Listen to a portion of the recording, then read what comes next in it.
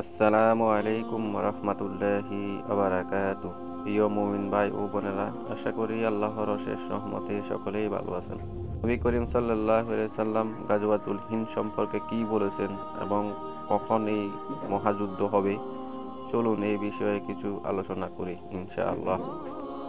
এটা এমন এক মহাযুদ্ধ জিহাদ যে ব্যাপারে হাদিসে সুস্পষ্ট ফজিলত ও দিক নির্দেশনা রয়েছে। গাজওয়াতুল হিন্দ বলতে ইমাম মাহাদি এবং ঈসা আলাইসাল্লামের আগমনের কিছু আগে অথবা সাময়িক সময়ে এই পাক ভারত বাংলাদেশ মুসলিম ও কাফিরদের মধ্যকার সংগঠিত যুদ্ধকে বোঝায়। গাজওয়া অর্থ হল যুদ্ধ, আর হিন্দ বলতে এই উপমহাদেশ তথা পাক ভারত বাংলাদেশ সহ শ্রীলঙ্কা, নেপাল ও ভুটানকে বোঝায়। আমরা প্রথমত এ শনাক্ত কয়েকটি প্রামাণ্য হাদিস উল্লেখ করব।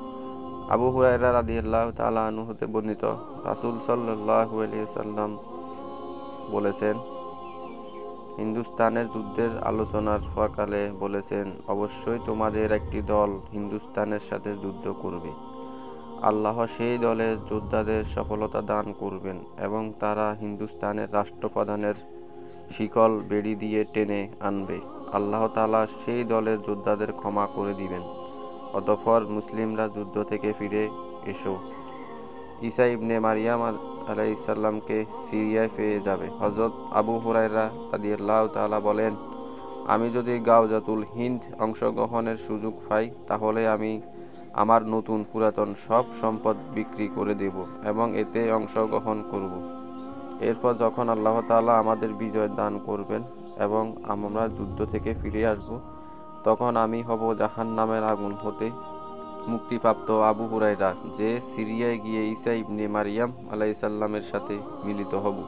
হে আল্লাহ রাসূল, আমি খুব আশঙ্কা যে আমি ঈসা আলাইহিসসালামের নিকটবর্তী হয়ে তাকে বলবো যে আমি আপনার সর্বপ্রাপ্ত একজন সাহাবী। তিনি বলেন, এতে রাসূল সাল্লাল্লাহু আলাইহি ওয়াসাল্লাম মুস্কি হেসে বললেন, সে যুদ্ধ তো অনেক দেরি। আল্লাহ তাআলা আমাদেরকে গাজওয়াতুল হিন্দ যদি আমরা পেয়ে থাকি, ওই মহাযুদ্ধে আমাদের অংশগ্রহণ করার তৌফিক দান করেন। ভালো থাকবেন, সুস্থ থাকবেন। আসসালামু আলাইকুম ওয়া রাহমাতুল্লাহি ওয়া বারাকাতুহু।